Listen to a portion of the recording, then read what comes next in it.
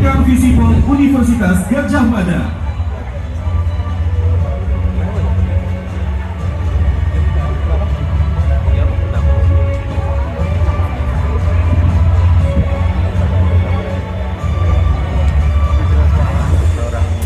Selanjutnya penyerahan secara simbolis pertanyaan hasil rumusan para panelis oleh koordinator panelis kepada Ketua Komisi Pemilihan Umum.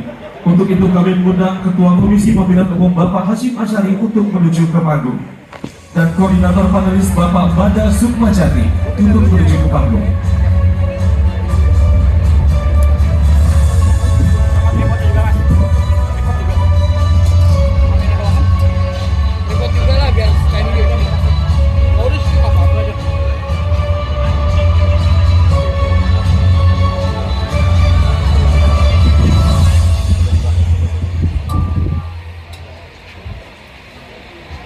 Ya, masih nyala ya?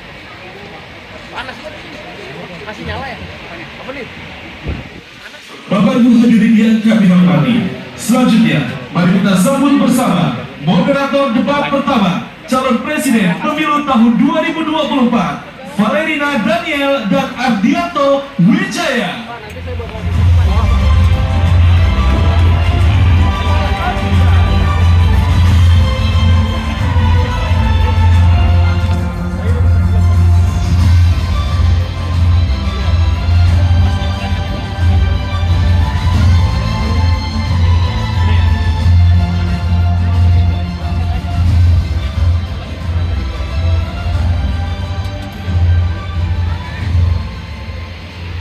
Selamat malam Indonesia. Selamat bergabung dalam debat pertama calon presiden 2024.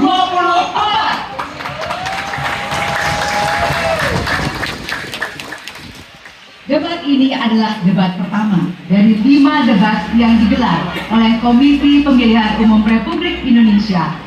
Saya Valerina Daniel. Dan saya Ardianto Wijaya. Malam hari ini kami berdua diberikan amanah oleh Komisi Pemilihan Umum Republik Indonesia untuk memimpin atau menjadi moderator dalam debat pertama Capres 2024. Ya, untuk mengawali debat, marilah kita berikan tepuk tangan yang meriah untuk pasangan calon presiden dan calon wakil presiden 2024.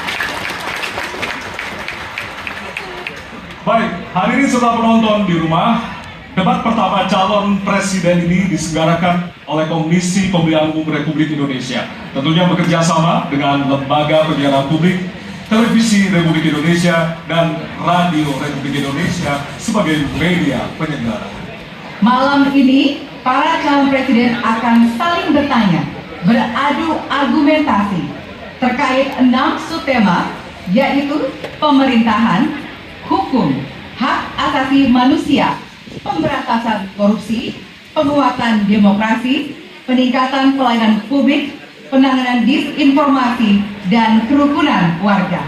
Ya, dan selanjutnya kami akan menyampaikan aturan yang tentunya ini harus disepakati oleh kita semua. Tidak hanya bagi para hadirin yang saat ini berada di halaman gedung KPU, namun juga kepada calon presiden yang akan berdebat malam hari ini. Kita simak tentunya.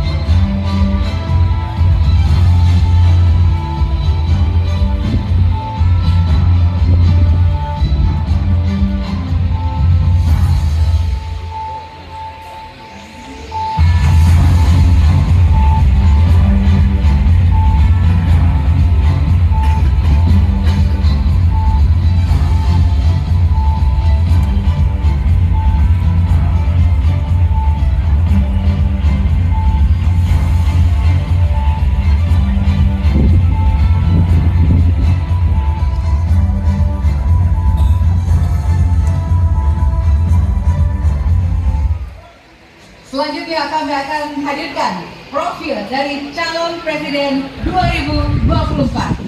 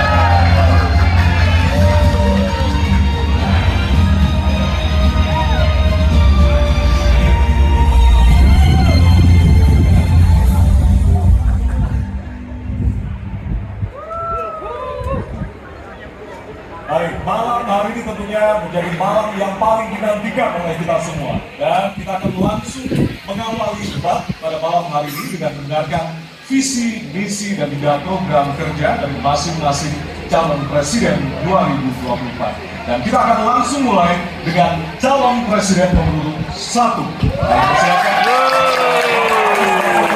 maju ke atas panggung dan menyampaikan visi misinya.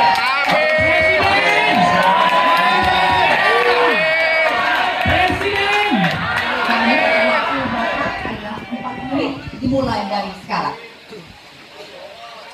Assalamualaikum warahmatullahi wabarakatuh. Waalaikumsalam. Bismillahirrahmanirrahim. Negara hukum menempatkan hukum sebagai rujukan utama untuk memastikan hadir rasa keadilan, memberikan kebermanfaatan, dan memberikan kepastian kepada semua.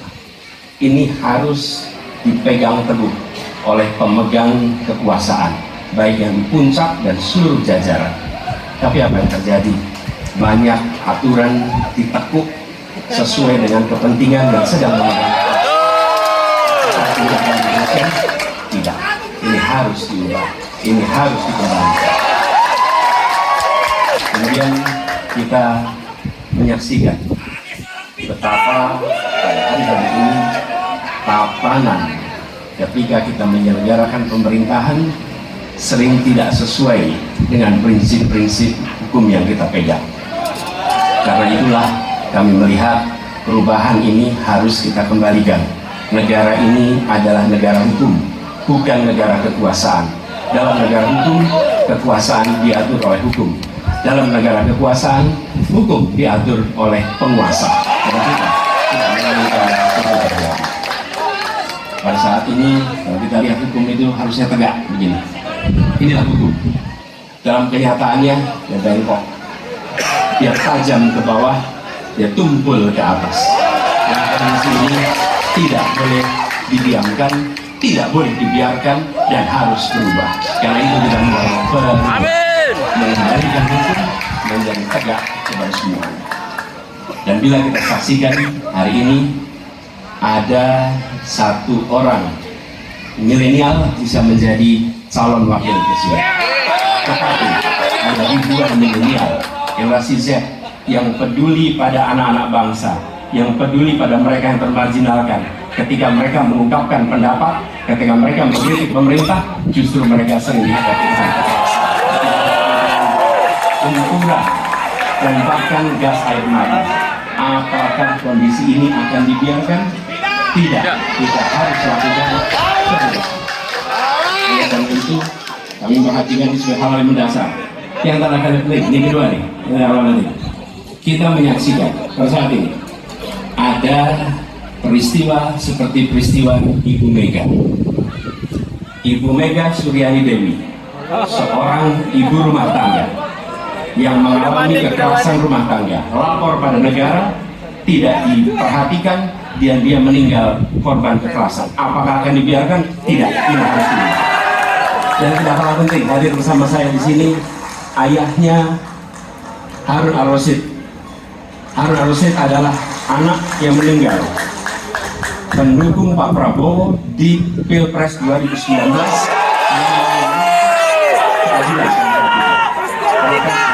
Apa yang terjadi? Dia tewas sampai dengan hari ini tidak ada kejelasan. Tidak. Karena ini mendedikasikan diri, hadir untuk memberikan komitmen bahwa dari puncak sampai ke bawah kami akan tegakkan hukum pada siapa saja. Kami kembali negara yang menempatkan hukum sebagai tempat yang paling tinggi. Ketentuan itu berlaku pada semua, termasuk ketika menyangkut urusan ASN, menyangkut urusan TNI dan Polri. Terima kasih. Assalamualaikum.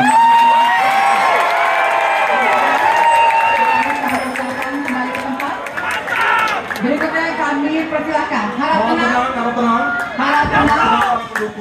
Hadirin, harap tenang.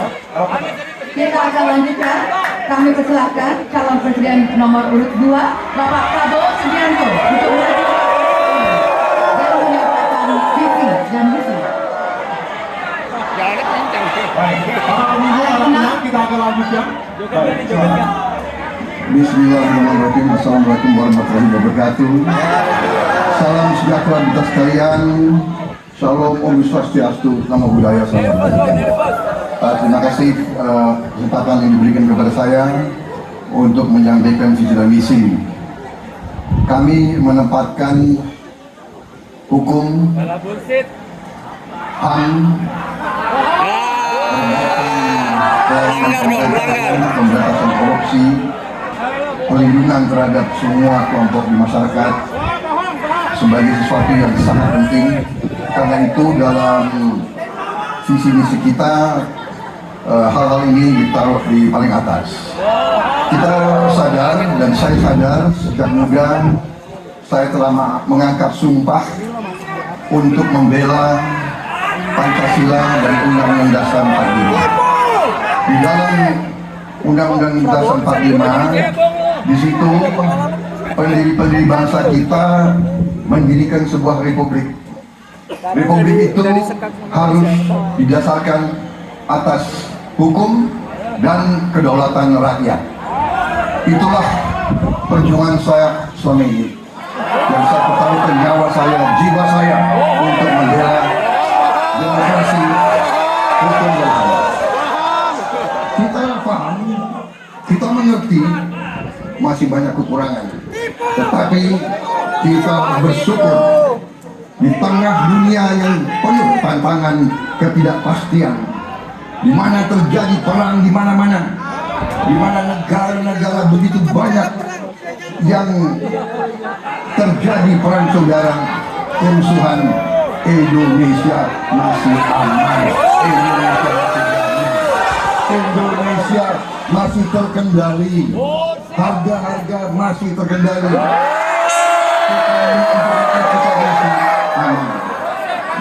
Kenapa?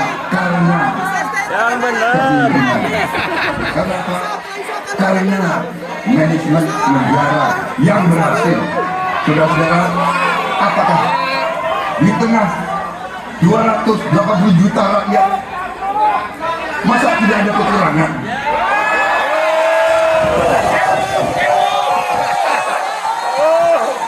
Tetapi kita harus arif, kita harus dewasa, dan kita tidak boleh munafik.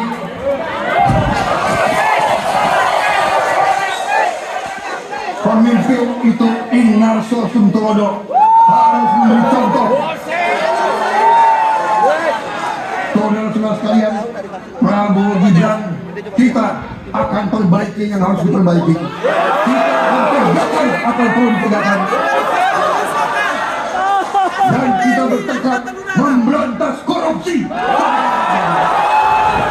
Memberantas korupsi sampai ke akar-akarnya. Saudara sekalian, saya kira demikian yang ingin saya sampaikan. Program kita baik, tujuan kita baik, keinginan kita baik. Mari kita berbuat kebaikan demi rakyat kita. Kita butuh persatuan dan kesatuan. Kita tidak perlu saling menghasut, saling mencela, saling menghina. Demi rakyat kita yang kita cintai, kita butuh kesejukan, ketenangan, kerukunan.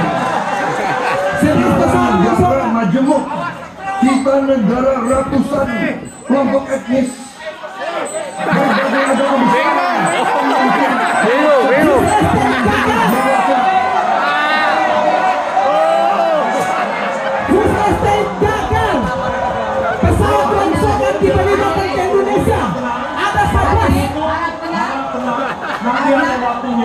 Mana jogetnya, katanya joget. Boneka mampang. Mana jogetnya? Untuk pasangan berikutnya, yang penyampaian visi misi oleh calon presiden nomor 3 kepada Bapak Prabowo, kepada Bapak Ganjar Pranowo. Kami persilakan untuk kembali. Harap tenang, hadirin harap tenang. Bapak Ganjar, waktunya 4 menit dimulai dari sekarang. Assalamualaikum warahmatullahi wabarakatuh. Selamat malam, salam sejahtera untuk kita semua. Om Swastiastu, Namo Buddhaya, Rahayu. Bapak Ibu yang sangat saya hormati, para hadirin pemirsa debat malam ini yang sangat saya Hobinya muliakan. nonton ini. Saya dan Pak Mahfud mulai perjalanan pada saat pembukaan kampanye dari ujung timur Indonesia dan barat, dari Sabang sampai Merauke. Hanya ingin mendengarkan dan ingin melihat secara langsung apa yang disampaikan oleh rakyat, apa yang dirasakan oleh rakyat, sehingga ketika kontestasi 5 tahunan ini berlangsung, harapan itu ada dan masuk dalam pikiran seorang pemimpin. Perubahan. Satunya pikiran, perkataan, dan perbuatan. Ini sesuatu yang sungguh penting. Di Merauke kami menemukan pendeta namanya Pak Leo. Dia harus menolong seorang ibu ingin melahirkan karena tidak adanya fasilitas kesehatan. Dan dia belajar dari YouTube sesuatu hak kesehatan yang tidak bisa didapat. Maka kita sampaikan kepada pendeta Leo, kami akan bangunkan itu dan kami akan kerahkan seluruh Indonesia bahwa satu desa, satu puskesmas atau pusko dengan satu nakes yang ada. Pak Mahfud juga menyampaikan kepada para guru yang ada di Aceh, Tidak ada. Sabang sana, ada juga guru agama di sana. Kita ingin membangun Indonesia yang hebat dengan SDM yang unggul. Tapi apakah kita sudah memperhatikan mereka? Tentu kemajuan yang selama ini ada mesti kita lakukan jauh lebih cepat, lebih satset, dan perhatian itu mesti diberikan. Dan itulah di sana kita memperhatikan nasib para guru termasuk guru agama. Insentif kepada mereka kita berikan agar mereka bisa mengajarkan budi yang luhur dan memperkasi agama yang ada.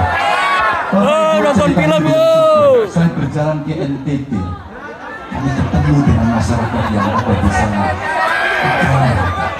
Kenapa kami anak muda tidak mudah mendapatkan akses pekerjaan? Padahal itu hak kami. Kenapa kemudian kami mendapatkan kesulitan untuk akses internet padahal kami butuh belajar? Tidak sama dengan yang di Jawa. Catatan inilah yang mendorong pikiran kami, internet gratis untuk para siswa yang sedang bersekolah, agar mereka punya kesamaan dengan kita semua yang ada di Jawa ini. Kami bergeser lagi, kemudian ketemu kawan-kawan penyandang disabilitas di NTB. Betapa bahagianya saya karena ketemu dengan orang yang berjuang dengan keras agar dia bisa setara, dan pemerintah mesti perhatikan mereka untuk memberikan kesetaraan pada mereka itu. Tapi Bapak Ibu, saya mendengar ketika demokratisasi mesti berjalan dan demokrasi mesti kita jaga bersama, ada Ibu Sinta yang ketika menyampaikan pendapat harus berurusan dengan aparat keamanan. Ada Melki, ketua BEM, yang kemudian ibunya harus diperiksa. Maka yang seperti ini harus usai. Dan mereka bisa mendapatkan kebaikan-kebaikan kalau governance terjadi. Maka yang ada di Kalimantan kami temukan masyarakat Dayak, mereka suku-suku yang ada, libatkan dong kami agar kami bisa mendapatkan akses yang sama. Semua ini bisa berjalan kalau kemudian pemerintahnya bersih, pemerintahannya bisa akomodatif, dan kita sikat korupsi itu dengan keseriusan. Pak Mahfud adalah mitra saya yang selama ini sebagai Menko mengeksekusi itu dengan baik. Kita akan lakukan itu. Ayo kita lihat EKTP. Untuk mengerjakan itu. Terima kasih. Wassalamualaikum warahmatullahi Kami wabarakatuh. persilakan kembali ke tempat. Hadirin, hadirin harap tenang. Hadirin, baik. Hadirin harap tenang. Kita akan lanjutkan acara. Baik. Kini saatnya baru kita akan sama-sama memberikan apresiasi tepuk tangan kepada seluruh calon presiden yang sudah menyampaikan visi misinya. Oke. Hobi nonton Ya, ya. usai jeda, kami akan memperdalam visi misi dari setiap calon presiden yang telah disampaikan tadi. Untuk itu tetaplah bersama kami di debat pertama Calon Presiden 2024. Kami mengucapkan kita akan mendengarkan sebuah akustik dari Pak Pak Anies sendiri bilang bukan hukum diatur oleh penguasa.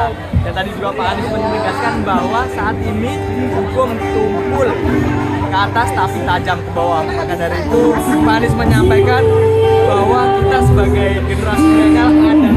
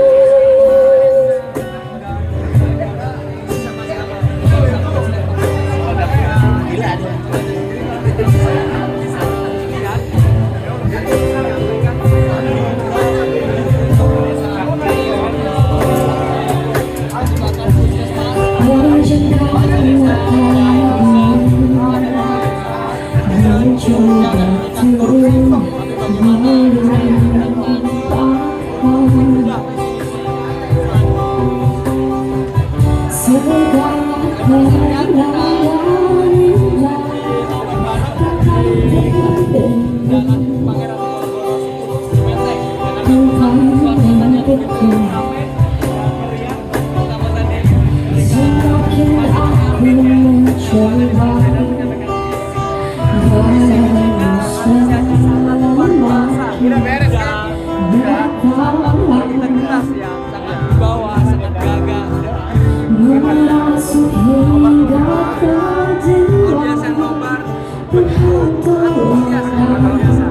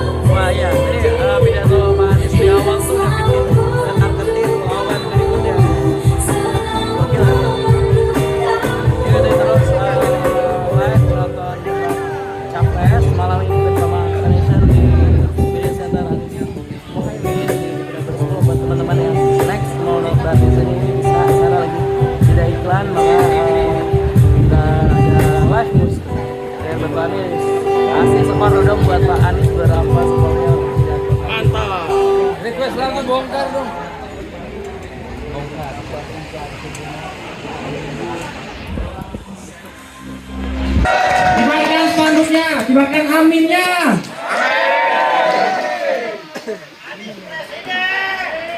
Amin. Amin.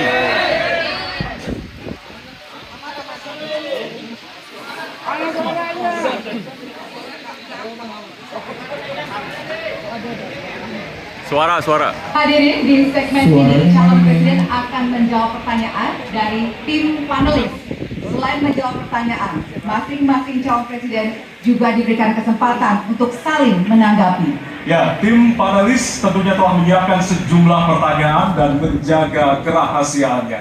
Untuk memastikan debat ini berlangsung secara adil, 3 pertanyaan dari masing-masing subtema akan diundi di hadapan Anda. Dan untuk itu, berkenan kami mengundang seluruh calon presiden untuk menuju ke panggung utama dan sesuai dengan posisi masing-masing. Kami persilakan kepada para calon presiden untuk menempati tempat yang telah disesuaikan. Amin.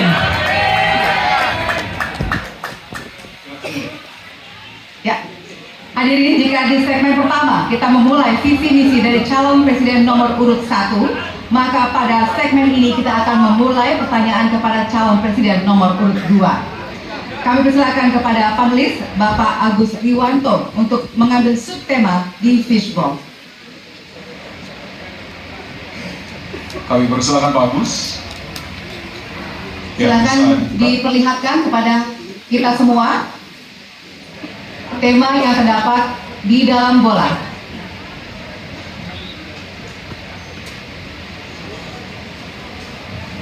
Temanya adalah diperlihatkan kepada moderator. Baik, silakan. Tema pertanyaan adalah Oke, guys, tenang dong. Kami persilakan selanjutnya kepada Langgar HAM dong. Ahmad Taufan Damani untuk bisa mengambil pertanyaan dari Kisno. Kapan Anda melanggar HAM? Bisa ditunjukkan Pak? Oke. Huruf A. Artinya itu adalah amplop A untuk hak asasi manusia. baik. Pertanyaan hanya akan dibacakan satu kali. Pertanyaan untuk calon presiden nomor urut 2 adalah tema HAM huruf A. Saya akan buka amplopnya Bapak Ibu sekalian, masih disegel.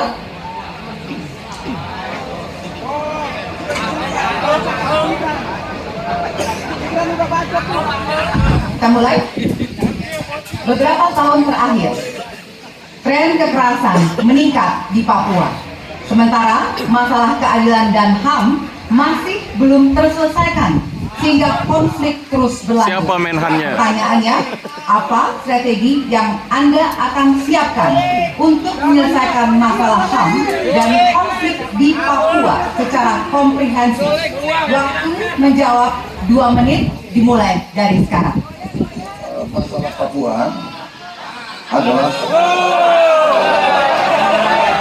unik karena di situ terjadi suatu gerakan separatisme, dan gerakan separatisme ini kita sudah ikuti cukup lama.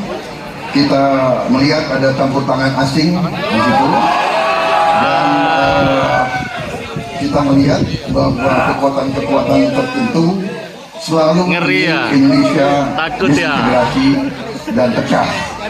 Untuk itu memang masalah hak asasi manusia itu menjadi sesuatu yang harus kita utamakan, dan diantaranya juga kita harus lindungi seluruh rakyat Papua, karena di situ kelompok teroris sekarang itu menyerang orang-orang Papua sendiri, rakyat yang tidak berdosa, perempuan, orang tua, anak kecil yang tidak bersenjata diteror oleh kelompok teroris separatis ini. Jadi rencana saya pertama adalah tentunya menegakkan hukum, Nggak kelar-kelar. aparat-aparat di Udah situ, jadi menhan nggak dan kelar. juga mempercepat pembangunan ekonomi. Dan Ngapain jadi menhan? Presiden Joko Widodo adalah presiden di Republik Indonesia paling banyak Papua. Kalau tidak salah sampai hari ini beliau sudah lebih dari 19 kali ke Papua, dan meningkatkan pertumbuhan ekonomi di bawah pemerintah Pak Jokowi yang paling pesat, yang paling tinggi selama sejarah Republik Indonesia. Jadi yang saya katakan, saya akan lanjutkan, kita harus membawa kemajuan ekonomi, sosial, services yang terbaik untuk rakyat Papua, melindungi rakyat Papua dari keganasan para separatis dan teroris, dan menjamin kemudahan. Habis.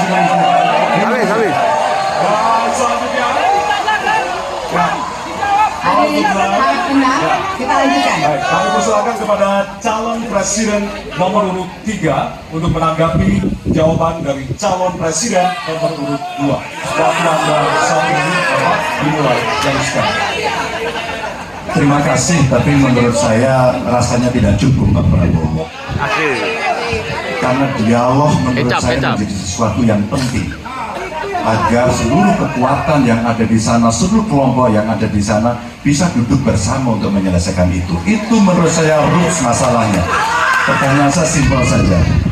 Apakah Bapak setuju dengan model dialog yang saya tawarkan itu? Terima kasih. Terima kasih.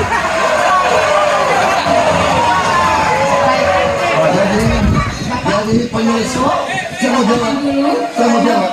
Waktunya Bapak mendengarkan jawaban atau tanggapan dari paslon nomor 1. Terima kasih atas pengertiannya. Harap tenang, hadirin, kita akan lanjutkan. Baik, selanjutnya kita akan lanjutkan dengan mempersilakan calon presiden nomor urut 1 untuk menanggapi jawaban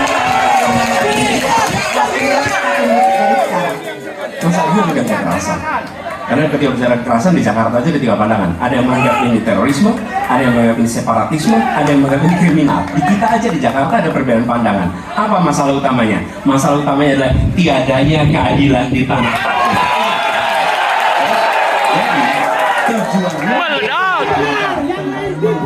Tiadakan kekerasan. Karena damai itu bukan tiada kekerasan, damai itu ada keadilan. Itu prinsip utamanya. Jadi atas semua peristiwa pelanggaran HAM yang terjadi dilakukan tindakan penyelesaian hingga tuntas. Oke? Yang kedua, mencegah terjadinya pengulangan dengan memastikan semua yang bekerja di Papua memahami bahwa yang harus dihadirkan bukan tidak ada kekerasan tapi keadilan. Yang ketiga, melakukan dialog dengan semua secara kompartisipatif. Terima kasih.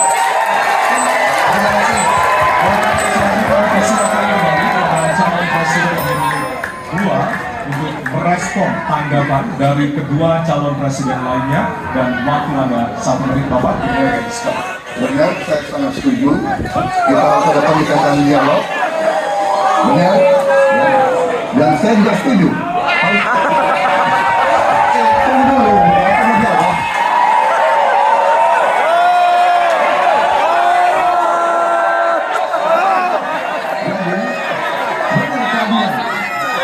Benar sekali, harus keadilan. Tetapi saya menyatakan tidak sesederhana itu, Pak Anies. Ada faktor-faktor lain, Pak Anies. Ada faktor geopolitik, ada faktor ideologi. Inilah yang masalahnya tidak gampang. Ya. Nggak bisa. Kita harus tegakkan keadilan. Kita harus dialog. Ini masalah bangsa. Ini harus kita, semua kekuatan harus kita rangkul.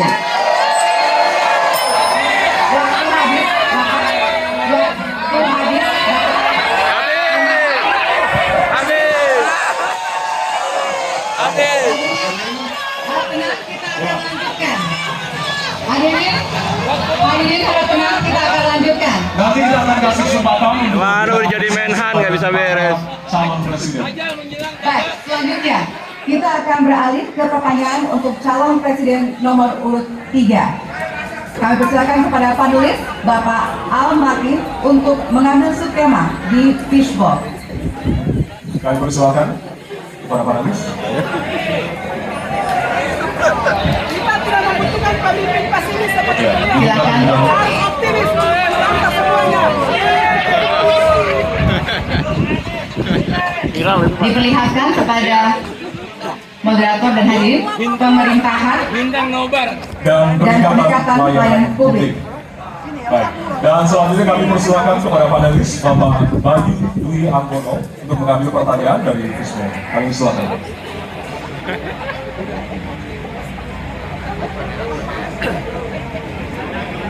Bisa ditunjukkan amplop C. Amplop C untuk pemerintahan dan peningkatan pelayanan publik. Baik, untuk calon presiden nomor urut 3, pertanyaannya adalah tema pemerintahan dan peningkatan pelayanan publik. Pertanyaan dari huruf C. Dan sama Bapak Ibu sekalian, amplop juga masih disegel. Kita akan buka. Pokoknya disegel, padahal sudah dibuka. Itu tipu-tipu. Enggak ada dirubah undang-undang. Indeks pelayanan publik di Indonesia stagnan. Sementara Undang-Undang Pelayanan Publik menghendaki persamaan pelakuan dan memperhatikan kepentingan khusus kelompok rentan perempuan, anak, dan disabilitas. Pertanyaannya, apa program strategis Anda untuk meningkatkan kualitas pelayanan publik yang berkeadilan? Waktu 2 menit dimulai dari sekarang. Kebetulan saya punya pengalaman 10 tahun menangani soal ini. Mengajak mereka berpartisipasi sejak awal. Satu, menghadirkan dalam setiap musrenbang 10 tahun nonton film nih kayak ini. Penyandang disabilitas, anak-anak, kelompok rentan yang lain, termasuk orang tua. Kenapa? Agar pengambil keputusan mereka aware, mereka peduli apa yang mereka rasakan. Kesetaraan dalam perencanaan pembangunan itulah yang kita harapkan bisa merepresentasikan apa yang mereka harapkan. Sehingga fisiknya kalau bangun, mereka paham mana yang akan menggunakan, sehingga tidak ada lagi protes pada soal itu. Kedua, dari sisi aparaturnya mesti ada kontrol publik. Maka kalau saya membuat pengalaman kami membuat pelapor GUP sebagai satu ruang komplain publik yang pemerintah nggak boleh baperan, pemerintah harus menerima seluruh masukan dan kritikan. Inilah yang akan kita angkat menjadi government super apps, sehingga ketika itu tidak berjalan, pemerintah tertinggilah yang harus kemudian mengambil alih itu, sehingga pelayanan akan bisa jauh lebih baik, sehingga kelompok-kelompok ini harus mendapatkan afirmasi. Masih ada waktu? Cukup. Dan kami persilakan kepada calon presiden nomor urut 1 untuk menanggapi jawaban dari calon presiden nomor urut 3. Waktu Anda 1 menit dimulai dari sekarang. Prioritaskan pada pelayanan mereka yang rentan. 1, penyandang disabilitas. 2, perempuan, terutama ibu hamil. 3, anak-anak dan lansia. Itu prioritas. Kemudian pelayanannya, buatkan pelayanan yang transparan dan terukur. Pelayanan pemerintah itu tidak ada yang baru. Semua yang dilayani pemerintah itu hal yang berulang. Jadi kalau disebut masalah itu pasti pernah terjadi sebelumnya, pasti berulang. Lalu apa yang dikerjakan? Kami buat ketika dulu di Jakarta namanya Jaki. Jaki adalah sebuah super apps yang membuat setiap pelayanan ada ukurannya. Contoh, bila lapor pohon tumbang, maka kami memberikan arahan kepada jajaran berapa jam harus beres. Ketika dikatakan ada laporan tentang peristiwa X, maka berapa waktunya harus beres. Semua ukuran pelayanan dibuat transparan. Lalu publik yang melapor tahu persis, saya lapor kapan, harus selesai kapan. Dengan begitu standarisasi akan bisa terjadi.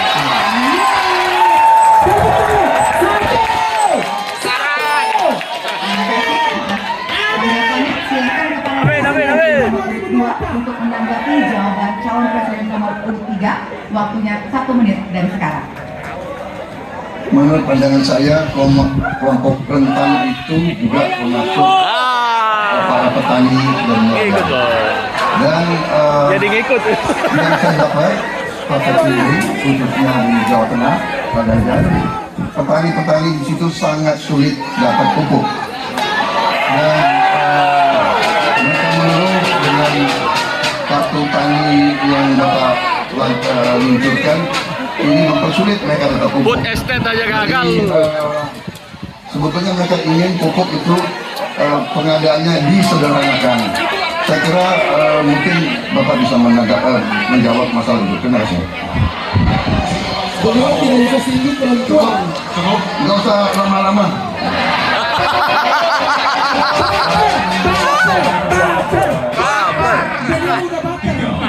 Tanggapan dari kedua calon presiden lainnya, waktu Bapak 1 menit dimulai dari sekarang. Terima kasih. Jadi menggunakan teknologi yang disampaikan Mas Andi sudah betul. Tapi untuk Pak Prabowo saya harus mengingatkan Pak, pupuk langka terjadi di Papua Pak.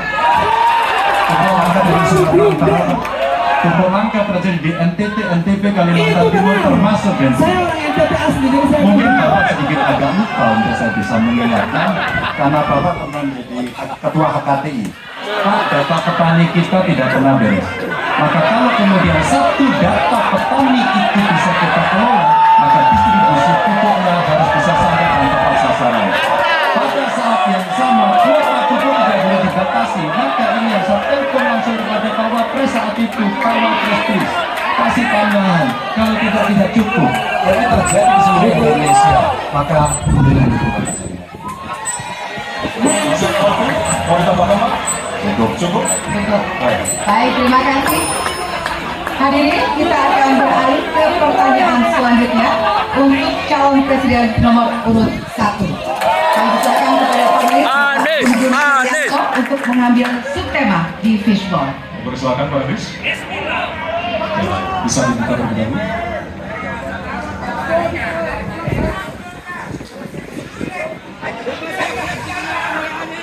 Tema ketiga adalah penanganan disinformasi dan kerukunan warga. Baik, kami persilakan untuk selanjutnya kepada panelis Bapak Hairul Fahmi untuk mengambil pertanyaan di Fishball.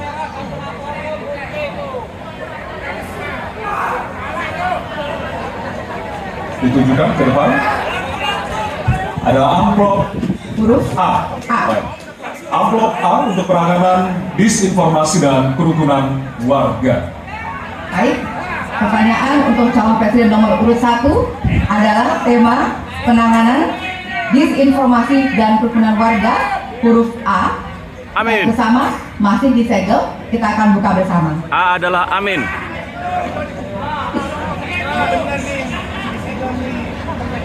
Sejauh ini masih banyak ditemukan kasus-kasus persekusi, kekerasan, dan diskriminasi oleh satu kelompok masyarakat terhadap kelompok lainnya. Pertanyaannya, apa kebijakan Anda Tutup, untuk Alexis. melindungi warga negara dan memperkuat toleransi dalam masyarakat Indonesia yang majemuk? Waktunya 2 menit dimulai dari sekarang.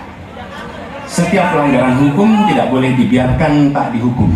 Karena apabila dibiarkan, dia akan menular dan dia akan dianggap sebagai sesuatu yang benar. Karena itu langkah yang pertama adalah setiap kali ada pelanggaran dikerjakan oleh siapapun, kapanpun, dimanapun, maka tegakkan aturan, tegakkan hukum. Nomor 1. Yang kedua, ketika kita berbicara kerukunan, maka kita harus melakukan usaha berkomunikasi dengan semua. Negara tidak boleh memusuhi salah satu unsur yang ada di masyarakat. Negara adalah penyelenggara yang harus menjangkau semua. Kami mungkin tidak suka, mungkin tidak setuju dengan pikiran seseorang, tapi negara harus memberikan hak kepada dia untuk berbicara, termasuk dengan kritik. Sehingga ada ruang kebebasan kepada rakyat untuk menyampaikan pendapatnya. Jadi, kita harus sadar, negara bukan mengatur pikiran, negara bukan mengatur perasaan, negara mengatur tindakan. Di situ kita atur. Dan bila melanggar, maka itu dilakukan tindakan penegakan hukum. Lalu, ketika sampai kepada usaha untuk menjangkau semua, pasti komunikasi dilakukan. Tapi selalu saja ada peristiwa pelanggaran, ada peristiwa kekerasan, dan seringkali rakyat tak tahu kemana harus melaporkan. Dan ketika mereka berhadapan dengan pihak lain, seringkali mereka membutuhkan bantuan hukum karena mereka berhadapan dengan berbagai unsur yang ada di masyarakat. Karena itu kami merencanakan membuat sebuah program yang disebut sebagai online untuk pelayanan pengacara gratis. Jadi ini adalah online pelayanan gratis yang kami sebut sebagai, istilah yang kami gunakan adalah hotline Paris, itu namanya kira-kira. Nah, dengan cara begitu, maka rakyat yang oleh masalah bisa minta tolong kepada negara untuk didampingi pengacara dari negara. Terima kasih. Terima kasih. Dan selanjutnya kami persilakan kepada calon presiden nomor urut 2 untuk menanggapi jawaban dari calon presiden nomor 1. Waktu Bapak 1 dimulai. Joget dulu, joget. Yang sangat dirasakan oleh banyak kelompok, terutama kelompok minoritas, Pak. Saya ingin tanya bagaimana tanggapan Bapak tentang keluhan adanya kelompok-kelompok minoritas yang ingin membuat tempat ibadah tapi sangat sulit karena faktor-faktor yang dipersulit oleh birokrasi dan sebagainya. Sudah cukup? Baik, terima kasih. Selanjutnya kami persilahkan kepada calon presiden nomor urut 3 untuk menanggapi jawaban calon presiden nomor urut 1. Waktunya 1 menit dimulai dari sekarang. Ada yang lebih penting saya kira, meskipun seluruh proses memang harus dilalui, penegakan hukumnya, menghukum yang bersalah, dan aparat hukum tidak boleh ragu pada soal itu. Tapi ketika kemudian kita kembalikan pada persoalan yang potensial muncul Itulah kenapa Pak Mahfud kemarin di Sabang berbicara dengan banyak tokoh agama, agar di samping pendidikan agama, mereka memberikan juga pendidikan budi pekerti, agar kemudian dia bisa mengerti sejak awal bagaimana berbeda dalam suku, agama, golongan, sehingga mereka akan bisa bareng-bareng memahami. FKUB, tokoh masyarakat semua dilibatkan dalam proses keseharian dalam pengambilan keputusan. Kalau itu bisa terjadi, rasa-rasanya bangsa ini akan membangun harkat dan martabatnya, karena kita memang berbeda, tapi kita dipersatukan. Masih ada waktu, Bapak? Cukup. Ya. Dan selanjutnya, kami persilakan kepada calon presiden nomor urut 1 untuk merespon tanggapan dari kedua calon presiden lainnya, dan waktu Bapak 1 menit dimulai dari sekarang. Terima kasih Pak Prabowo. Perlu kami sampaikan bahwa ketika kami bertugas di Jakarta, maka ada begitu banyak izin-izin gereja yang mandat kita berikan dan tugas di Indonesia. Oke, antrian yang amat panjang yang tidak pernah selesai, dan kemudian banyak kelompok agama dari mulai Buddha, Hindu, Kristen yang mengalami kesulitan mendirikan tempat ibadah. Mereka menerima izin tempat ibadah dan mereka bisa beribadah dengan baik. Dan kalau boleh saya laporkan, dalam sejarah Gubernur Jakarta yang paling banyak memberikan izin rumah ibadah adalah Gubernur Anies Baswedan. Ketika umat Islam mau mendirikan masjid yang tidak bisa mendapat izinnya, saya bicara. Ketika umat Kristen mendirikan gereja tidak bisa mendapatkan izin dari masyarakat, saya bicara. Dan semuanya akhirnya mendapatkan izin untuk bisa beribadah. Terima kasih. Sudah cukup, Bapak? Masih ada waktu? Cukup ya. Baik, terima kasih. Kita berikan tepuk tangan buat calon presiden 2024. Kami persilakan kepada Bapak untuk kembali ke tempat. Ya, kami persilakan Bapak untuk kembali ke tempat. Ya. Ya. Kita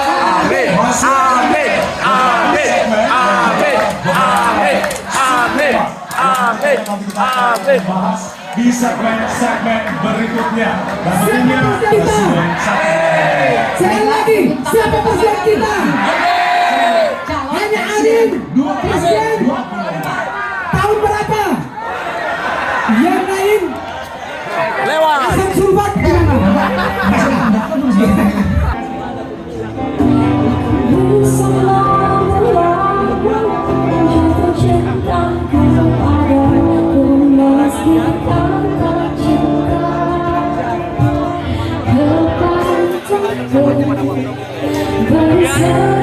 Anies Baswedan calon presiden kita semua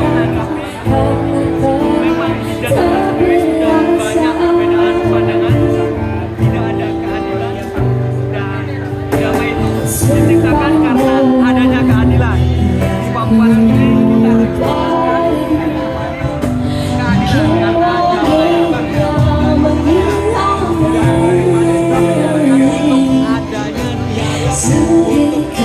adanya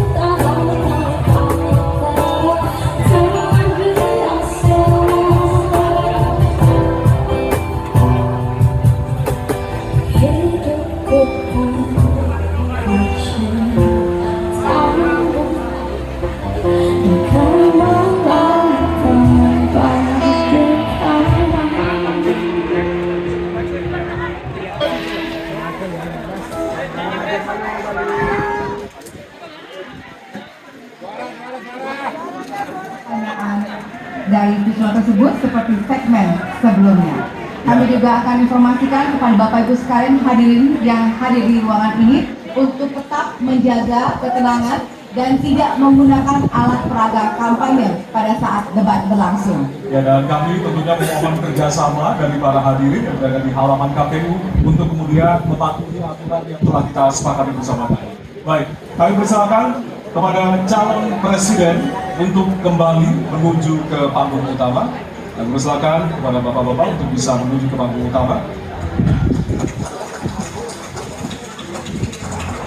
Baik, dan kita beralih ke pertanyaan untuk calon presiden nomor urut 3. Dan kami persilakan kepada panelis Ibu Lita Testa untuk mengambil subtema di fishball, dan kami persilakan.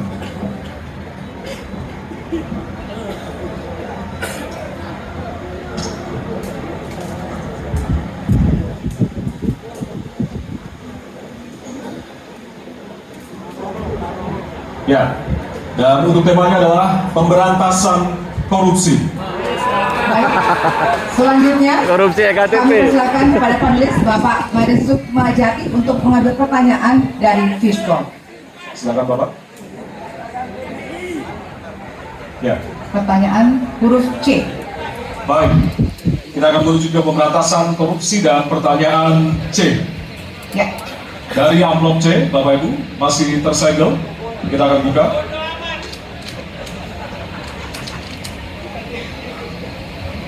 Pertanyaan untuk subtema pemberantasan korupsi.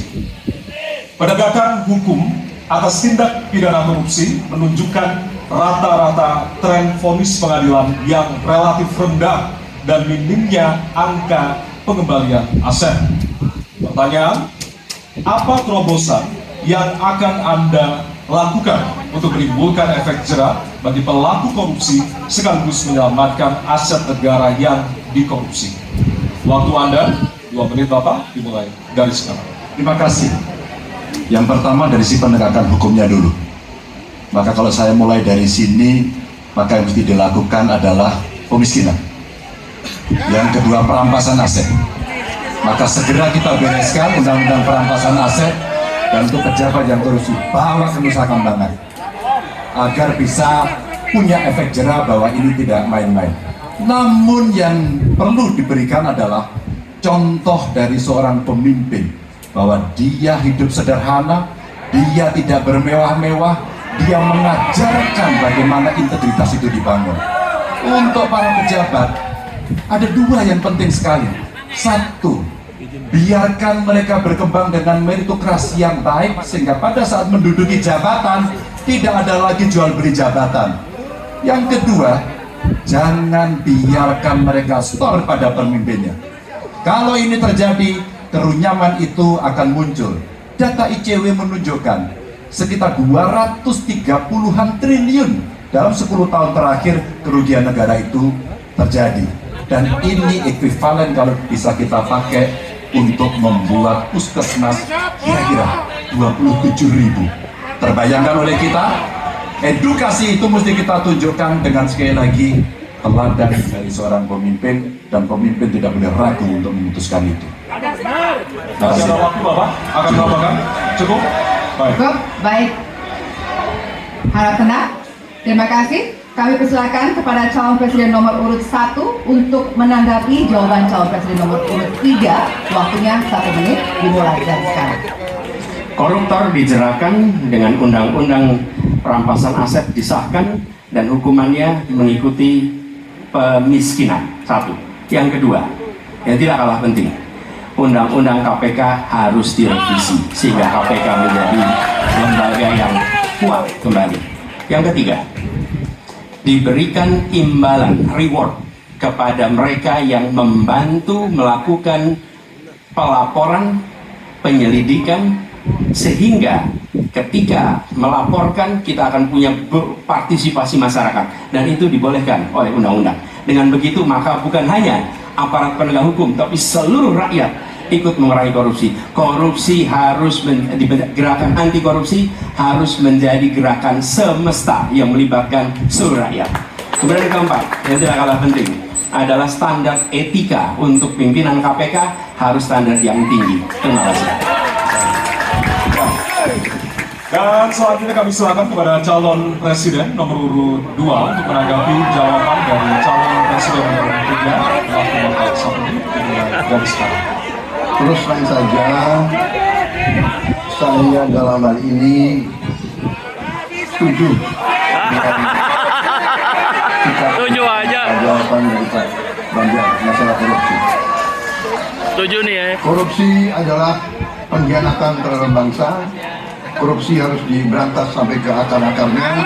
Kita harus perkuat KPK, kita harus perkuat juga kepolisian, kita harus perkuat juga kejaksaan, kita harus perkuat ombudsman, semua badan-badan yang bisa membantu untuk mitigasi korupsi harus kita perkuat. BPK, BPKP, inspektorat di tiap kementerian ini harus diperkuat. Jadi saya sependapat, korupsi harus diberantas sampai seakar-akarnya. Bapak? Cukup. Baik, terima kasih. Kami persilakan calon presiden nomor urut 3 untuk merespon tanggapan dari kedua calon presiden lainnya. Waktunya 1 menit, dimulai dari sekarang. Terima kasih. Ternyata pada isu ini di antara 3 kami relatif sepakat. Mudah-mudahan ini harapan baik untuk masyarakat.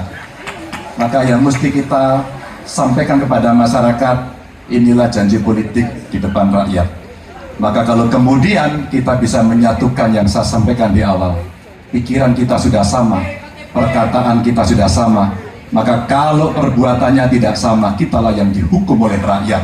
Maka mudah-mudahan pemilu besok ini akan menghasilkan semangat yang sama untuk kita memberantas korupsi. Integritas itu penting sekali dan nomor 1. Masih ada waktu, Bapak? Anies presiden. Baik. Ya, dan kita akan beralih ke pertanyaan selanjutnya untuk calon presiden nomor urut 1. Kami persilakan kepada panelis Bapak Rudi Rohi untuk mengambil subtema di fishball. Kami persilakan Bapak.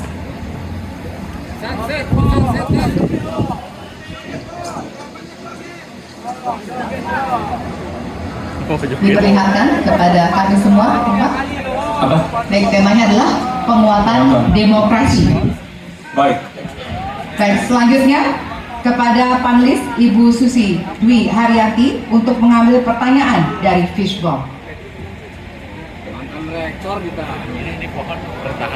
Hurufnya adalah A.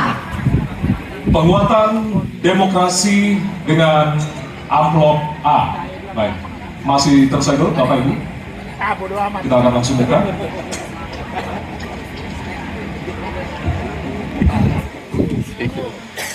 Salah satu pilar penting demokrasi adalah partai politik.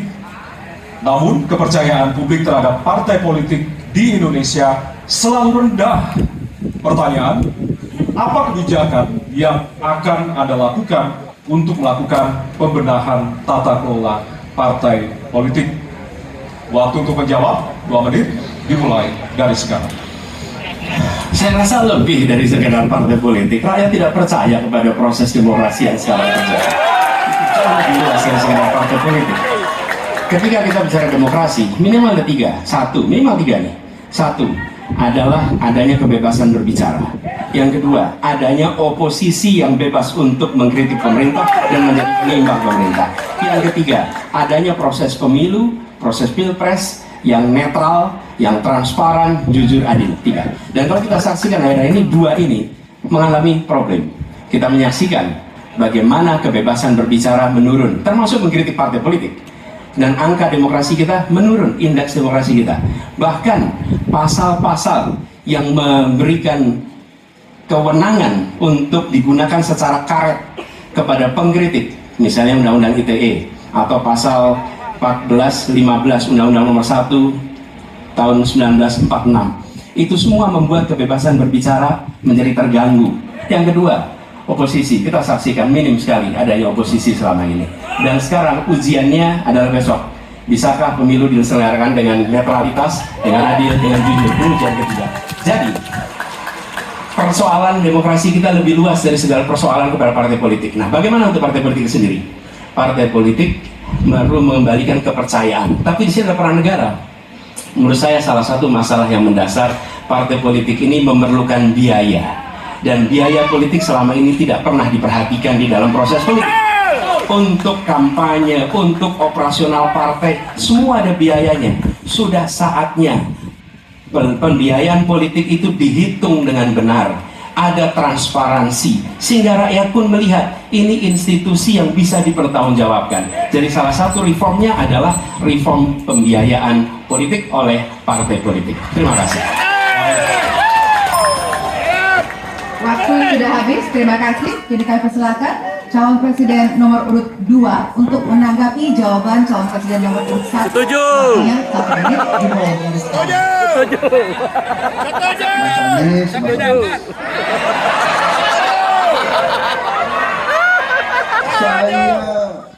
Saya berpendapat Mas Anies ini agak berlebihan. Mas Anies mengeluh tentang demokrasi ini dan itu dan ini. Mas Anies dipilih jadi gubernur DKI menghadapi pemerintah yang berkuasa.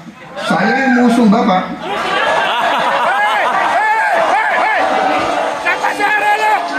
Kalau demokrasi kita tidak berjalan, tidak mungkin Anda jadi gubernur.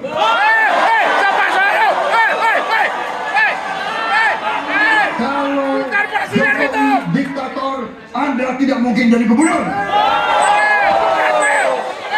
Saya waktu itu oposisi, Mas Anies. Anda ke rumah saya, kita oposisi, Anda terpilih.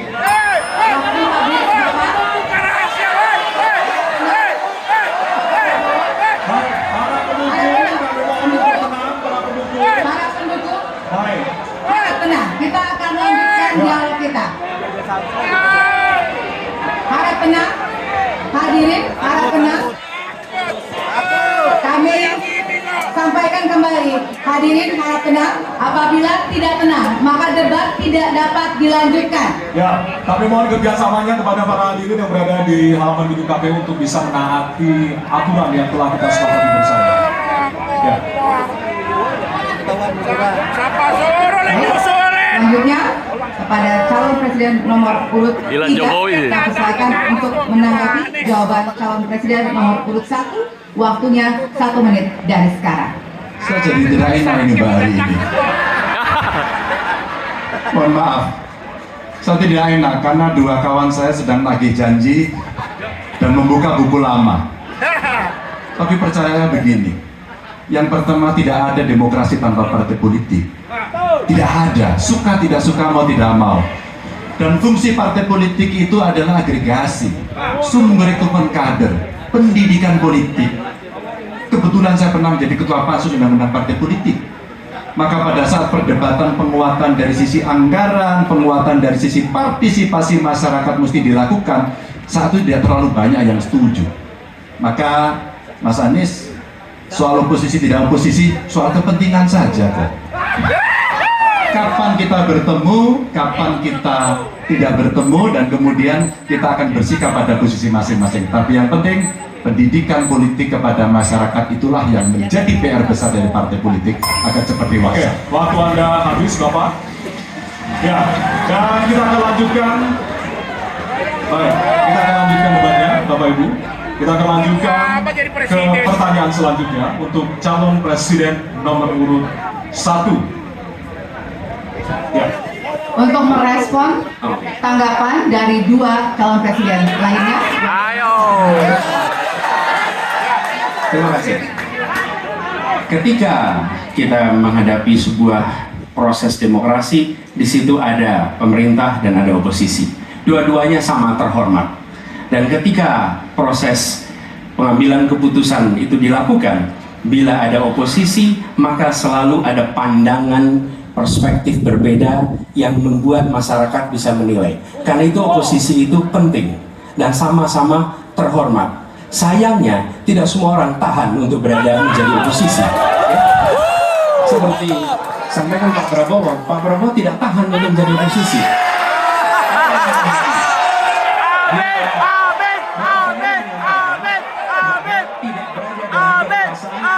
Tidak bisa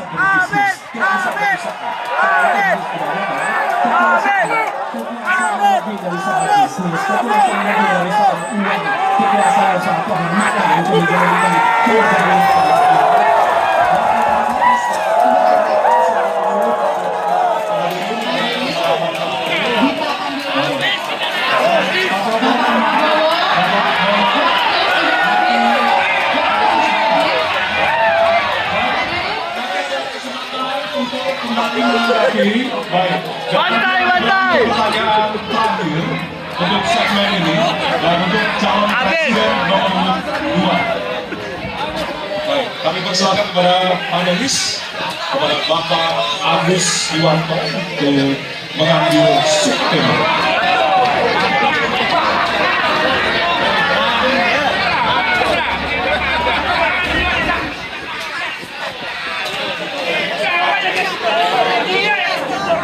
Kami mohon kepada hadirin untuk tenang, untuk menjaga kelancaran debat.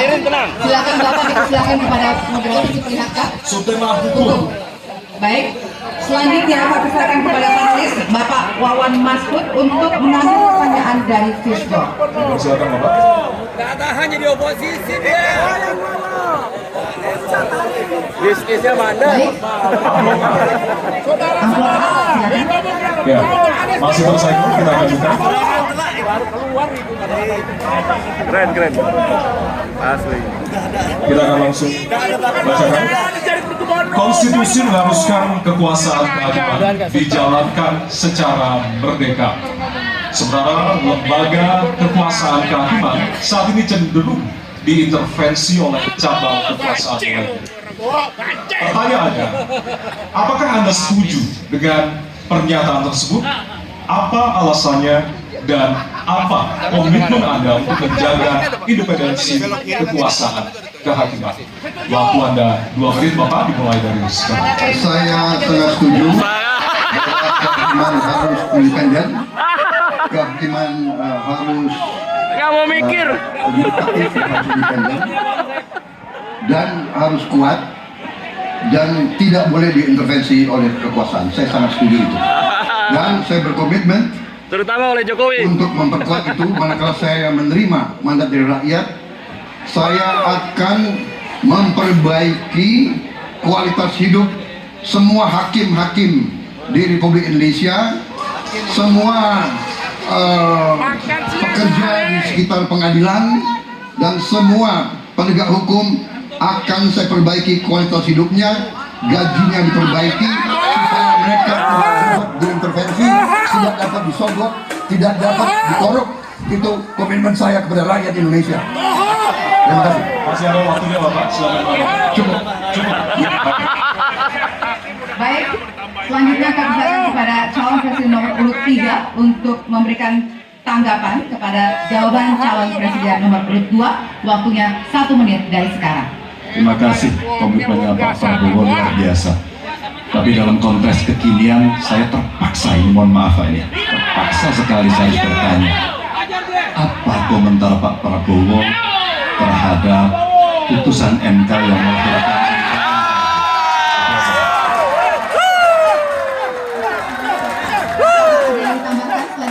Cukup. Cukup? Baik. Selanjutnya, Ya, kami bertegas kembali bahwasanya tidak ada sesi tanya jawab, artinya saling menanggapi, Bapak-bapak. Kami ingatkan kembali untuk saling menanggapi dari masing-masing calon presiden. Dan selanjutnya kita akan Nggak boleh berikan nanya. kesempatan kepada calon presiden nomor urut 1 untuk menanggapi calon presiden nomor urut 2 dan waktu Bapak. Satu isi. statement saya? Kenapa, Bapak? Apakah saya harus merevisi statement saya karena tidak boleh? Tidak, nanti kami harapkan untuk saling menanggapi, bukan saling menanya, Bapak. Makanya, apakah saya harus merevisi karena tadi bentuknya pertanyaan? Nanti kita akan memberikan kesempatan untuk Tidak perlu ya? Tidak perlu, Pak. Bapak. Oke, Baik. ya. Ya, kami bersama kepada calon presiden nomor urut 1. Waktu Anda 1 menit.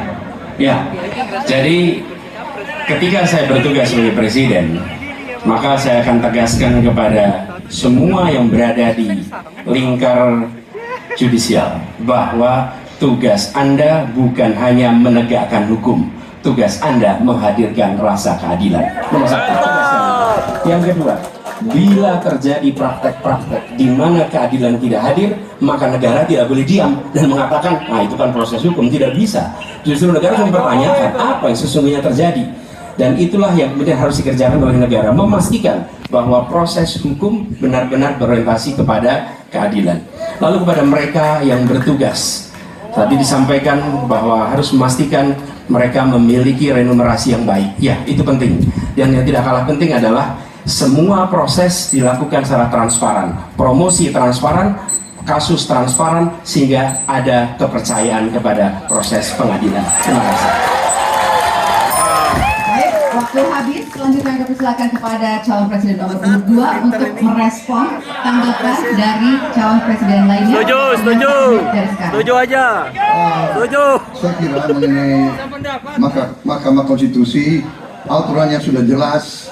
Kita juga bukan anak kecil, rakyat kita juga pandai, rakyat kita lihat, rakyat kita tahu. Mas Ganjar, kita tahu lah ya bagaimana prosesnya. Bagaimana beli sayur? Yang intervensi siapa?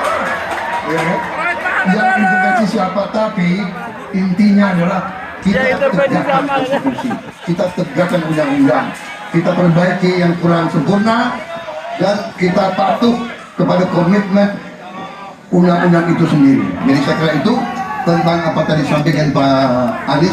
Dalam hal ini saya setuju. Saya sependapat kita harus membuat yudikatif kuat, harus ada merit system, harus ada ujian-ujian yang baik. Supaya hakim itu hakim yang terbaik untuk Indonesia. Habis Pak, habis. Sekarang kita Habis. kasih Korupsi waktu apresiasi ini. dari 3 calon presiden yang tentunya sudah saling menanggapi di kesempatan segmen kali ini, dan kami persilakan kepada Bapak calon presiden untuk kembali ke tempat masing-masing.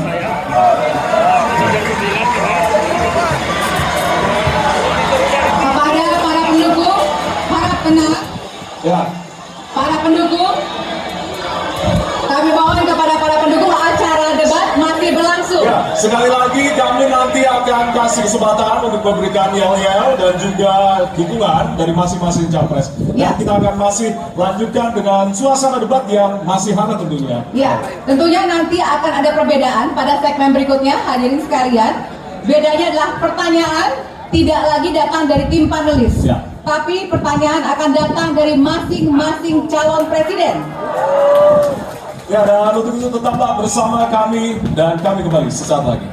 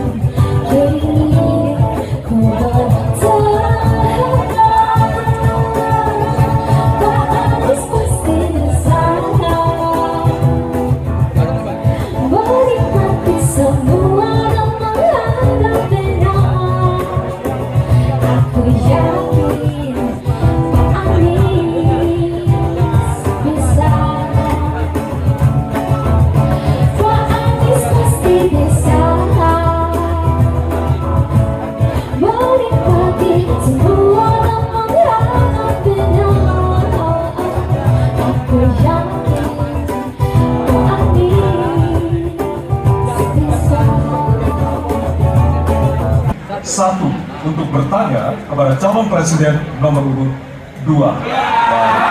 Waktu Bapak 1 menit dimulai dari sini. Terima kasih. Pada tanggal 25 Pak Prabowo mendaftar ke KPU sebagai pasangan calon presiden, calon wakil presiden sesudah keputusan MK, dan kemudian di MK dibentuk MK yang hasilnya mengatakan bahwa terjadi pelanggaran etika berat yang menyebabkan keputusan yang dibuat oleh MK secara etika bermasalah.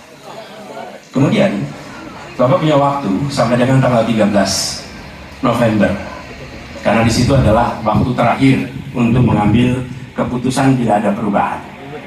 Sesudah Bapak mendengar bahwa ternyata pencalonan persyaratannya bermasalah secara etika, pertanyaan saya, apa perasaan Bapak ketika mendengar bahwa ada pelanggaran etika di sini? Baik, waktunya habis. Kami Jogetin berikan aja. kesempatan kepada calon presiden nomor urut 2 untuk menjawab selama 2 menit. Waktunya dimulai dari sekarang. Jadi Mas Anies ya memang suatu perkembangan politik itu ada beberapa segi perspektif ya. Jadi tim saya, para pakar hukum yang mendampingi saya menyampaikan bahwa dari segi hukum tidak ada masalah. Masalah yang dianggap pelanggaran etika sudah diambil tindakan dan keputusan ya waktu itu oleh pihak yang diberi wewenang, kemudian sudah ada tindakan, dan tindakan pun itu masih diperdebatkan karena yang bersangkutan masih memproses. Tetapi intinya adalah bahwa keputusan itu final dan tidak dapat dirubah. Ya, saya laksanakan. Ya, dan kita ini bukan anak kecil, Mas Anies. Ya. Anda juga paham, ya. Tidaklah, ya.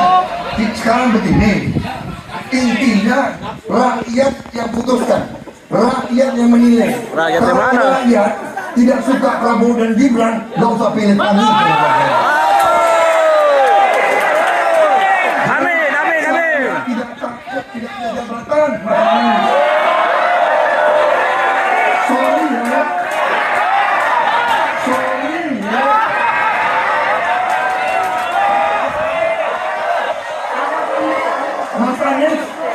Mas Anies, saya tidak punya apa-apa. Saya sudah siap mati untuk negara ini.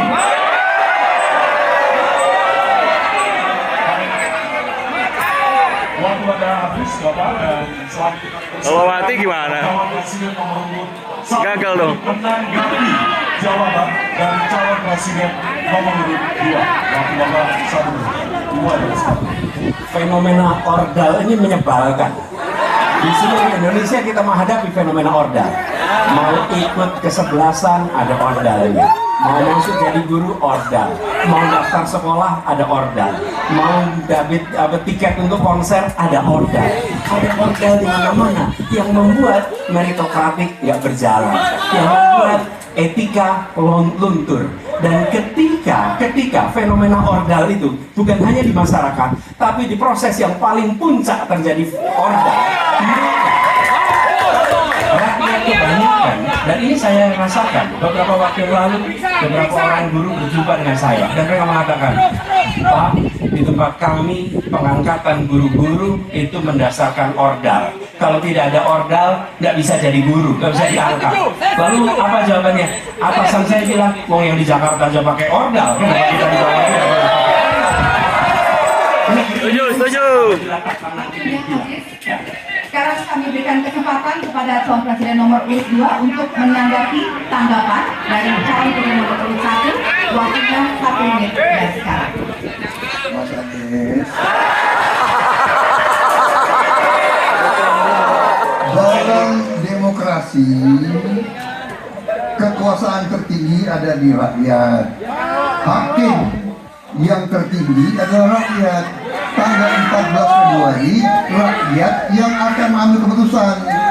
Kalau kami tidak benar, salah, berkhianat, rakyat yang akan menghukum kami. Amin, amin.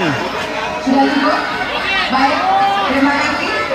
Maka dengan hadirin kita lanjutkan. Ya, kita melanjutkan. Dan kesempatan kami berikan kepada calon presiden nomor 2 untuk bertanya kepada calon presiden nomor 3. Waktu Bapak 1 menit dimulai dari sekarang. Mas Ganjar punya pengalaman sebagai gubernur. Saya ingin bertanya, bagaimana pemikiran Bapak untuk mengatasi pengangguran yang masih banyak, terutama lulusan sekolah dan sarjana yang belum tertampung. Mungkin pengalaman Bapak bisa Bapak memberi suatu pencerahan kepada kami. Waktunya masih ada. Baik, cukup. Oke, Selanjutnya kami berikan kesempatan kepada calon presiden nomor urut 3 untuk menjawab selama 2 menit. Waktunya dimulai dari sekarang. Terima kasih Pak Prabowo. Isu ini sangat kontekstual dan saya kira dari pertanyaan masyarakat begitu sulitnya mendapatkan pekerjaan. Ada beberapa poin Pak. Yang pertama adalah membuka ruang investasi yang cukup besar dengan cara memastikan penegakan hukumnya bisa berjalan baik, kepastian hukumnya berjalan dengan baik, transparan, akuntabel, mudah, murah, cepat dalam sebuah layanan. Tanpa itu dilakukan, mereka akan minggat dan mereka akan pergi, tidak mau datang. Yang kedua, ketika mereka datang, sudah masuk berinvestasi, katakan, pusat-pusat pertumbuhan sudah diberikan kepada mereka oleh pemerintah dengan fasilitasi kawasan industri umpama, insentif pajak umpama, kemudahan perizinan, ease of doing business umpama. Maka ketika kemudian itu sudah berjalan, Pak, yang mesti disiapkan adalah SDM. Ketangguhan SDM untuk menjemput itulah yang kita siapkan. Apa itu? Sekolah vokasi. Tidak ada yang lain. Dan kemudian SDM inilah yang kita bisa pastikan bahwa mereka sampai dengan 12 tahun mesti sekolah dan gratis. Inilah yang kemudian bisa kita dorong untuk kemudian mereka bisa naik. Ada juga tindakan afirmasi sekaligus untuk menurunkan kemiskinan adalah setiap satu keluarga miskin kita kasih kesempatan satu anaknya sampai ke perguruan tinggi, karena itulah yang akan membongkar dan kemudian memberikan ruang pekerjaan yang jauh lebih banyak kepada mereka. Maka peran-peran inilah yang mesti kita dorong. Kawasan industri Kendal sudah bekerja sama dengan 100-an lebih sekolah vokasi. Kawasan industri di Batam sedang kita siapkan, bahkan kita bangunkan sekolah. Kerjasama antara pusat, provinsi, kabupaten menjadi begitu penting untuk memfasilitasi itu, dan kemudian tugas kita mensosialisasikan untuk mereka bisa terlibat di dalamnya. Ya, waktu ada habis Bapak, dan kami persilakan kepada calon presiden nomor 2 untuk menanggapi jawaban dari calon presiden nomor 3. Saya senang mendengar jawaban itu. Berarti Bapak bisa mengakui prestasi pemerintah Jokowi dalam mengembangkan KPK semua, mendorong hilirisasi, menciptakan lapangan kerja, mengundang investor-investor ke Jawa Tengah untuk menciptakan pertumbuhan ekonomi yang bermutu dan berkelanjutan. Terima kasih.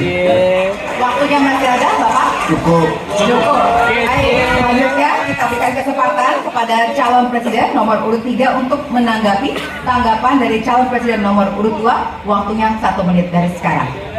Pak Prabowo, terima kasih. Ketika kami merancang kawasan-kawasan industri dan bagaimana percepatan itu kita lakukan, kami duduk dengan para menteri, bahkan kami duduk dengan presiden. Kami punya pikiran yang sama dalam merancang ini karena kita ingin menjemput 2045 sebagai negara maju, negara unggul. Itu yang harus kita ciptakan.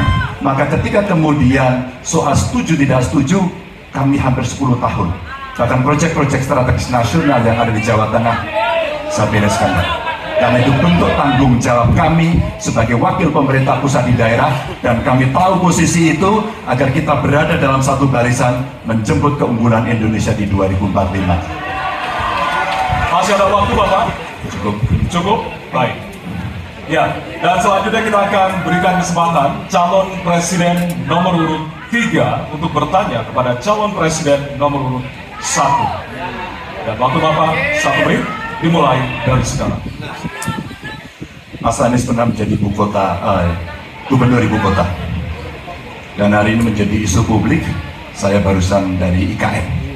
Mas Anies, dengan berbagai kondisi yang ada di Jakarta, traffic jam, orang bermigrasi, bagaimana polusi yang terjadi, saya ingin dapat statement yang clear dari Mas Anies. Jakarta itu paling orang Jawa Tengah. Apa pendapat Mas Anies ketika kemudian Indonesia sentris itu ingin dibangun, mimpi besar anak bangsa sejak presiden sebelumnya ingin dibangun untuk memindahkan ibu kota dari Jakarta ke IKN. Silakan. Baik, waktunya masih ada, Bapak? Cukup? Baik, terima kasih. Kemudian kami silakan calon presiden nomor urut 1 untuk memberikan jawaban selama 2 menit dimulai dari sekarang. Kalau ada masalah jangan ditinggalkan, diselesaikan. Itu filosofi satu. Jadi ketika di Jakarta menghadapi masalah, maka masalah lingkungan hidup, masalah lalu lintas, kepadatan penduduk, ini harus diselesaikan. Ditinggalkan tidak kemudian membuat otomatis selesai. Justru ini yang harus dibereskan. Kalau kami melihat, begitu kita bicara lalu lintas, kontribusi aparat sipil negara di dalam kemacetan itu hanya 4-7%. Jadi nggak akan mengurangi kemacetan di sini. Yang kedua, soal lingkungan hidup. Kalau yang pindah itu pemerintah, bisnis, keluarga masih tetap di sini, masih tetap ada masalah. Karena itu kami berpandangan, masalah yang di Jakarta harus diselesaikan dengan transportasi umum yang dibangun. Kemudian yang kedua, menambah taman yang dibangun, transportasi umum berbasis elektrik. Dan itu semua dikerjakan untuk membuat Jakarta menjadi kota yang nyaman, aman, kota yang membuat kita bisa hidup dengan sehat. Itu terkait dengan Jakarta. Jadi jangan kita meniru pemerintah Belanda. Mereka punya kota tua. Ketika kota tua turun permukaan, mereka pindah ke selatan, bikin di sekitar Monas, ditinggalkan. Masalah tidak diselesaikan. Kita harus menghadapi masalah dengan menyelesaikan. Lalu yang kedua, terkait dengan IKN. Ketika kita memiliki masalah yang masih urgen di depan mata kita, di Kalimantan sendiri, kebutuhan untuk membangun sekolah yang rusak sangat banyak. Membangun kereta api atau jalur tol antar kota di Kalimantan itu urgen. Yang merasakan dari uang itu siapa? Rakyat. Sementara yang kita kerjakan hanya membangun tempat untuk aparat sipil negara bekerja, bukan untuk rakyat dan bukan pusat perekonomian.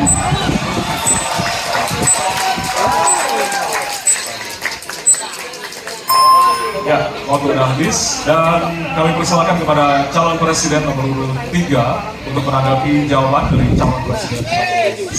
Bapak 1 menit, silakan. Apakah boleh saya simpulkan kalau begitu Mas Anies dalam posisi yang oposisi terhadap beberapa kebijakan termasuk IKN menolak IKN dilanjutkan? Terima kasih. Cukup Bapak? Cukup. Baik, selanjutnya kami berikan kesempatan kepada calon presiden nomor urut 1 untuk menanggapi tanggapan dari calon presiden nomor urut 3. Waktunya 1 menit dari sekarang. Inilah salah satu contoh produk hukum yang tidak melewati proses dialog publik yang lengkap. Sehingga dialognya sesudah jadi undang-undang. Dan ketika dialognya sudah undang-undang, siapapun yang kritis dianggap oposisi, siapapun yang pro dianggap pro pemerintah.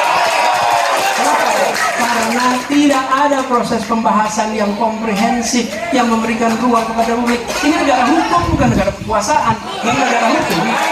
Ini ruang kepada publik untuk membahas sebuah peraturan. Bantai. Ini kadang-kadang seperti mana negara kekuasaan, di mana penguasa menentukan hukum, dan kemudian dari situ kita berdebat pro kon. Kami melihat ada kebutuhan-kebutuhan urgen yang dibangun untuk rakyat. Kalau hari ini kita belum bisa menyiapkan pupuk lengkap, tapi pada saat yang sama kita membangun sebuah istana untuk presiden, di mana rasa keadilan kita?